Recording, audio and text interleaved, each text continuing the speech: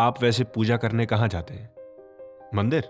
और आखिर जाएं भी क्यों ना, मंदिर जगह ही ऐसी है। भगवान की मूर्ति में प्राण प्रतिष्ठा करने के बाद से ही प्रतिदिन पूजा और सेवा की जा रही है। हर तरफ दुनिया के उस हाहाकार से तंग होकर इंसान ईश्वर का आशीर्वाद और सुकून को खोजने जाता है मंदिर।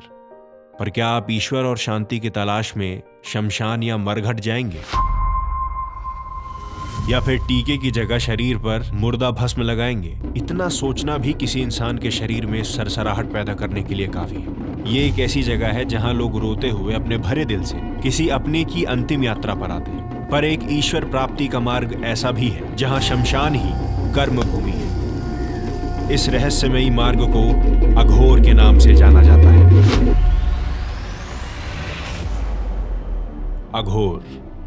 ये अघोर क्या है? हमने अक्सर ऋषि मुनियों को कठिन या घोर तपस्या करते हुए सुना है, पर अघोर? जी हाँ, अघोर का अर्थ घोर के विपरीत ही है। घोर मतलब जो सरल है। तो फिर ये शमशान, मुंडमाला, मुर्दा भस्म, इनमें सरलता कहाँ है? वास्तव में पूछा जाए तो यही सरलता है। कफन, मुर्दा, मरघट, भस्म। आम इंसान इन सब से या तो घबराता है या घृणा करता है, पर एक अघोरी का मानना है कि ईश्वर की बनाई हुई कोई भी वस्तु से घृणा नहीं की जा सकती। सबके लिए सामान्य भाव रखना एक अघोर का उद्देश्य होता है। असल में देखा जाए तो अघोरी सिर्फ दिखते ही रहस्यमयी है, पर असल में तो ये वो साधक हैं जो अंदर से बहुत नरम और लोक कल्याण की भावना लेकर ईश्वर की साधना में लीन रहते हैं। 24 hours. I'm telling only 10 minutes to pray to God. Leaving you all thinking. Only sit God and close your eyes. कहा यह भी जाता है कि भगवान शिशु ने खुद अघोर पंथ की स्थापना की थी और भगवान दत्तात्रेय को भी अघोर शास्त्र का गुरु माना जाता है। अघोर संप्रदाय के साधक भगवान शिव के भक्त होते हैं। इसके अनुसार भगवान शिव स्वयं ही संपूर्ण है और हर रूपों में विद्यमान है। इस शरीर और मन को साध कर सभी स्थितियों का अनुभव करके और इन्हें जानकर मोक्ष की प्राप्ति की जा सकती है।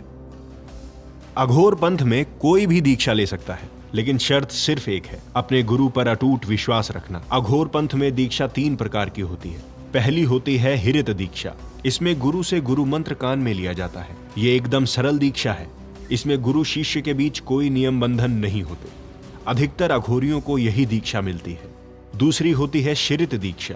इसमें शिष्य से गुरु नियमानुसार वचन लेते हैं और उसकी कमर, गले या भुजा में काला धागा बांधते हैं।